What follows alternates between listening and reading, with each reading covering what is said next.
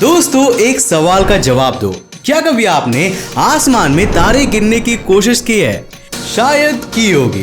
बचपन से आपने यही सुना होगा कि आसमान में अनगिनत तारे होते हैं और हम उन्हें नहीं गिन सकते।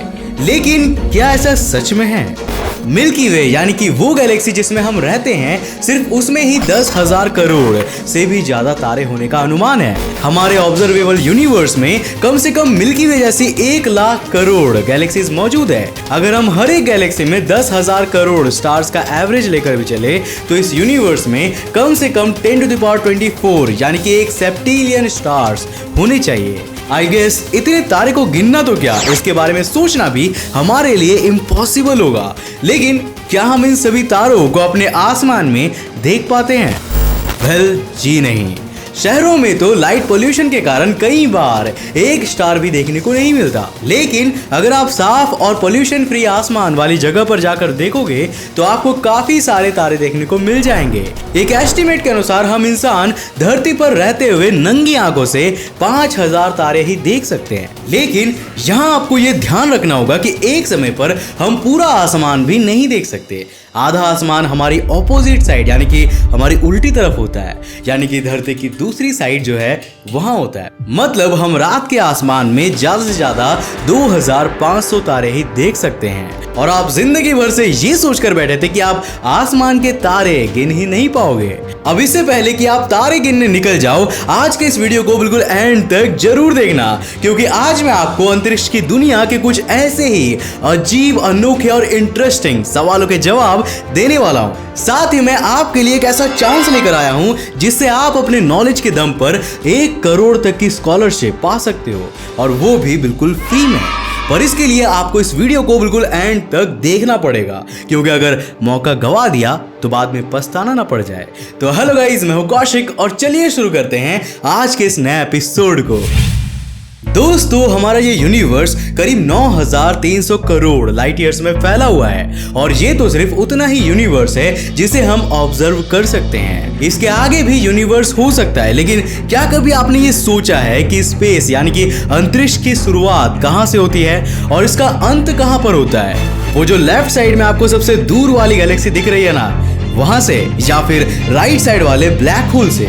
आखिर ये स्पेस शुरू कहां से हो रहा है? वेल इसके जवाब के लिए सबसे पहले तो आपको स्पेस और यूनिवर्स के बीच का डिफरेंस अच्छी तरह समझ लेना चाहिए। स्पेस यानी कि अंतरिक्ष उस खाली जगह को कहते हैं जहां पर धरती जैसे दूसरे ग्रह, तारे, एस्ट्रॉइड और दूसरे सेलेस्टियल ऑब्जेक्ट्स नहीं होते। मतलब इन सभी ऑब्जेक्ट्स को छोड़कर यूनिवर्स में जो खाली जगह पड़ी हुई है वो स्पेस है। लेकिन जब हम स्पेस में इन सभी ऑब्जेक्ट्स को भी मिला देते हैं तो उसे हम यूनिवर्स यानी कि ब्रह्मांड कहते हैं। वेल इस बात का मतलब ये है कि स्पेस एक तरह से यूनिवर्स का ही हिस्सा है। अब लौटते हैं अपने मेन सवाल पर, आखिर ये स्पेस शुरू कहां से होता है?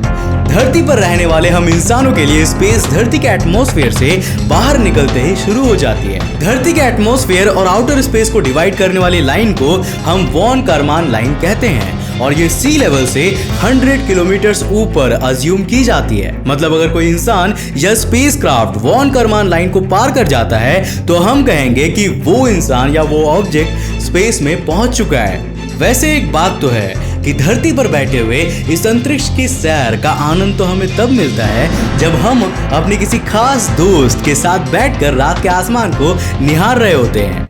समझ रहे हो?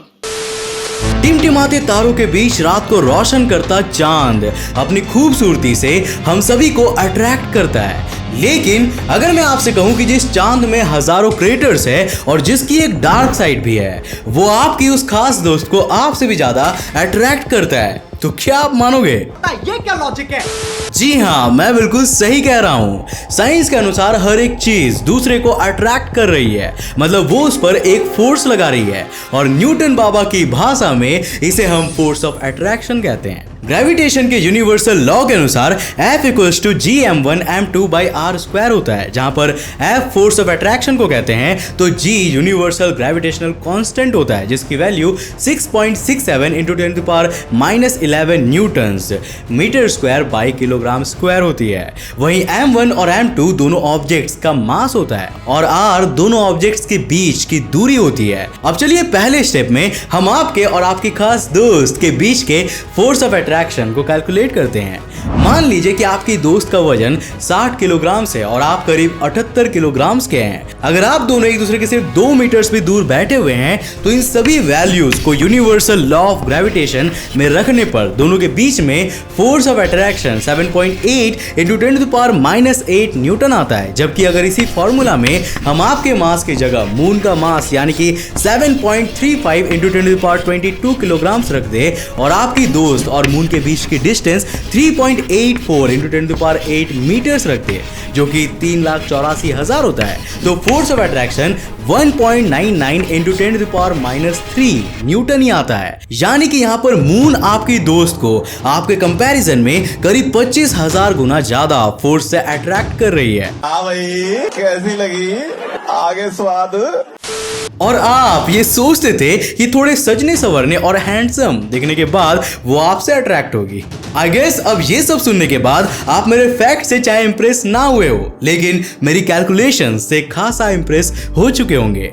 अंतरिक्ष टीवी पर मैं आपको स्पेस से जुड़ी ढेर सारी नॉलेज देता हूँ और आपके सामने भर भर के फैक्ट्स एंड फिगर्स पेश करता रहता हूँ। लेकिन आखिर में ये सवाल आता है कि मैं ये सब कुछ कैसे जानता हूँ और आपको इतनी आसानी से कैसे बता पाता हूँ।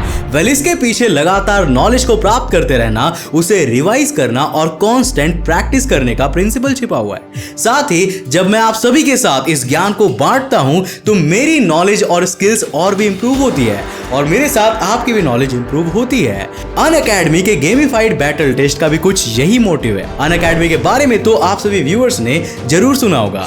यहाँ आप हर संडे अपने दोस्तों के साथ compete कर सकते हो और नॉलेज की रेस में टॉप पर पहुंच सकते हो। अपने स्कोर्स को लीडर बोर्ड पर लाइव देख सकते हो। अनअकैडमी ये टेस्ट खास तौर पर 6th से 12th क्लास तक के स्टूडेंट्स के लिए लाया है, जिससे स्टूडेंट्स के कॉन्सेप्ट्स क्लियर हो सके और वो खेल खेल में सीख सके। अंतरिक्ष टीवी के वीडियोस की तरह ये टेस्ट भी काफी इंटरेस्टिंग और नॉलेजेबल होते हैं। ये टेस्ट आप हिंदी और इंग्लिश दोनों ही लैंग्वेजेस में दे सकते हो। एंड गेस व्हाट, टेस्ट के बाद में अनअकैडमी के टॉप एडुकेटर्स आपको हर सवाल का डिटेल्ड वीडियो सॉल्यूशंस भी प्रोवाइड करते हैं। यही नहीं, अगर आप टॉप रैंक अचीव करते हो तो आप 1 करोड़ तक की स्कॉलरशिप भी जीत सकते हो, और वो भी बिल्कुल फ्री में एनरोल करके। आपको बस डिस्क्रिप्शन में दिए हुए मेरे लिंक से अनअकैडमी को डाउनलोड करना है और उसमें हमारा स्पेशल कोड ATV10 को यूज करना है, जिससे कि आप इसमें फ्री में एनरोल कर पाओगे। और बस यही नहीं, इसके साथ ही अनअकैडमी अंतरिक्ष टीवी फैमिली को उनके सभी पेड सब्सक्रिप्शंस पर पूरे 10% का स्पेशल डिस्काउंट देगा अगर आप इस कोड को यूज करोगे तो ये मौका मैं खास तौर पर अपने सब्सक्राइबर्स के लिए ही लाया हूँ। और हम इंसानों की तो यही खासियत होती है कि हम हाथ आए हुए मौके को नहीं जाने देते। यही चीज हमें धरती के दूसरे जीवों और खास तौर पर हमारे पूर्वज कहे जाने वाले बंदरों से हमें अलग बनाती है। हम इंसान आज पूरी धरती पर कब्जा कर बैठ चुके हैं, लेकिन क्या कभी आपने ये सोचा है कि हम इंसानों में ऐसा क्या है जो बंदर नहीं बल्कि हम इंसान इस दुनिया पर राज कर रहे हैं? क्या इसका कारण हमारा बड़ा दिमाग है? जी नहीं, दुनिया में ऐसे कई जानवर मौजूद हैं जिनके दिमाग हमारे दिमाग के साइज से कई गुना ज्यादा बड़ी होती है, लेकिन फिर भी वो दुनिया पर राज नहीं करते। तो क्या ये हमारी पावर है? बिल्कुल नहीं। अगर बात ताकत की होती तो शायद जंगल से लेकर शहरों तक हर तरफ हाथियों का ही राज होता, लेकिन ऐसा नहीं है। धरती पर इंसान राज करते हैं और इसके पीछे का कारण है हमारा शार्प माइंड। ये शार्प माइंड हमें गिफ्ट में नहीं मिला है, बल्कि इसे हमने एवोल्यूशन के दौरान हासिल किया है। हमने एवोल्यूशन के हर एक स्टेज में कुछ ना कुछ सीखा है। जैसे कि प्राचीन काल में हमने झाड़ियों को हिलते हुए देखा और उससे फिर हम दूर भाग गए, क्योंकि हमने वहां से सीखा कि झाड़ी के उस पार कोई चीता, कोई शेर या फिर कोई बाघ भी हो सकता है जो हमें खा सकता है। और इसी सीख की वजह से आज हम इंसान इस धरती पर जिंदा बचे हुए हैं। अपने सभी सीख से अपने आप को सुपीरियर बनाने के लिए नेसेसरी चेंजेस किए हैं और तब जाकर आज के इंटेलिजेंट इंसान बने हैं। चाहे हम दूसरे जीवों से कम पावरफुल हो, लेकिन हम अपने लिमिटेड पावर को सही जगह पर लगाना जानते हैं। हमारे दिमाग की साइज छोटी हो सकती है, लेकिन इसकी कैपेसिटी दूसरे जीवों के कंपैरिजन में कई गुना ज्यादा है। तो अब जब आप भी इंसानी हो और आप में भी तेज दिमाग है, तो जरा ये बताइए कि अगर आप धरती के सेंटर पर चले जाते हो तो आपका वजन कितना होगा? वो बढ़ेगा या फिर घटेगा? चलिए जरा इसके बारे में सोचते हैं। वजन यानी कि वेट, इसका फॉर्मूला होता है weight equals to mass into gravity. अब नॉर्मल इंसान का लॉजिक ये कहता है कि धरती की ग्रेविटी तो उसके सेंटर के कारण ही है, तो अगर हम सेंटर में होंगे तो हम पर सबसे ज्यादा ग्रेविटी का इफेक्ट होगा और हमारा वेट मैक्सिमम हो जाएगा। अगर आप भी यही सोच रहे हो तो शायद तुम गलत हो। यहाँ हमें ये नहीं भूलना चाहिए कि ग्रेविटी सिर्फ ऑब्जेक्ट के मास पर नहीं बल्कि उसकी दूसरे ऑब्जेक्ट से दूरी पर भी डिपेंड करती है। अगर हम डायरेक्ट धरती के सेंटर पर होंगे तो आर की वैल्यू 0 हो जाएगी और इस तरह फोर्स ऑफ अट्रैक्शन यानी कि ग्रेविटी भी 0 हो जाएगी, मतलब वेट भी 0। फोर्स ऑफ ग्रेविटी की वैल्यू सबसे ज्यादा धरती की सरफेस पर होगी। हम सरफेस से सेंटर की और जितनी नीचे जाते जाएंगे हमारा वेट उतना ही कम होता जाएगा और ऊपर जाने पर भी वेट कम ही होगा। दोस्तों, साल 1969 में जब इंसानों ने पहली बार मून पर कदम रखा था तो ये स्पेस एक्सप्लोरेशन के इतिहास का एक गोल्डन मोमेंट था। इस दौरान नील आर्मस्ट्रांग और बज एल्ड्रिन ने चांद पर अमेरिका का झंडा भी लगाया था, जो आज भी वहां पर मौजूद है। लेकिन क्या हम धरती पर बैठे हुए उस झंडे को देख सकते हैं? अगर आप अपनी आंखों से चांद पर गौर से देखोगे तो आप ज्यादा से ज्यादा इसमें प्रेजेंट 100 किलोमीटर डायमीटर वाले क्रेटर ही देख पाओगे। इससे छोटे ऑब्जेक्ट्स आपको नंगी आंखों से नहीं दिखने वाले। एक अच्छा सा बाइनोकुलर आपके विजन को 10 गुना ज्यादा बढ़ा देगा और आप ज्यादा से ज्यादा एक 10 किलोमीटर वाले क्रेटर को ही देख पाओगे। इंसानों का बनाया हुआ सबसे पावरफुल टेलीस्कोप यानी कि हबल स्पेस टेलीस्कोप भी धरती को ऑर्बिट करते हुए चांद पर कोई 100 मीटर से छोटा ऑब्जेक्ट नहीं देख सकता। खुद मून को ऑर्बिट करता नासा का लूनार रिकॉग्निसेंस ऑर्बिटर यानी कि LRO मून की ऑर्बिट से नीचे देखने पर 1 मीटर से छोटा ऑब्जेक्ट नहीं देख पाता। अब ये सब सुनने के बाद आपका जवाब मिल चुका होगा। धरती से चांद पर प्रेजेंट उस अमेरिकन फ्लैग को देख पाना इम्पॉसिबल है। अब अगर वो फ्लैग हमें इतनी आसानी से दिख रहा होता तो हम मून पर एलियन को भी यहीं बैठे बैठे देख लेते। हमें उन्हें ढूंढने के लिए मून पर नहीं जाना पड़ता। तो दोस्तों, ये था आज का वीडियो। आपको आज के इस वीडियो में कौन कौन से सवाल सबसे ज्यादा इंटरेस्टिंग लगे और आगे हमें ऐसे ही और वीडियोस करना चाहिए या नहीं, हमें नीचे कमेंट में जरूर बताना। और हाँ, अनअकैडमी कॉम्बैट टेस्ट में पार्टिसिपेट करना मत भूलना। लिंक नीचे डिस्क्रिप्शन में है, जल्दी से जाओ अनअकैडमी को डाउनलोड करो, ATV10 प्रोमो कोड को यूज करो और फ्री एनरोल करो। इस संडे यानी 22 अगस्त को ये टेस्ट होने वाला है, तो भूलना मत, जल्दी जाओ और एनरोल करो। उम्मीद है कि आज के इस वीडियो से आपने काफी कुछ नया सीखा होगा। तो इस वीडियो को एक लाइक करने के साथ साथ अपने फ्रेंड्स के साथ जरूर शेयर करना। अगर आप नए हो इस चैनल पे तो ऐसे इंटरेस्टिंग वीडियोस के लिए इस चैनल को सब्सक्राइब करने के साथ साथ नोटिफिकेशन बेल को बंद कर देना ताकि आप देख सको हमारे वीडियो सबसे पहले। तब तक के लिए बाय, जय हिंद।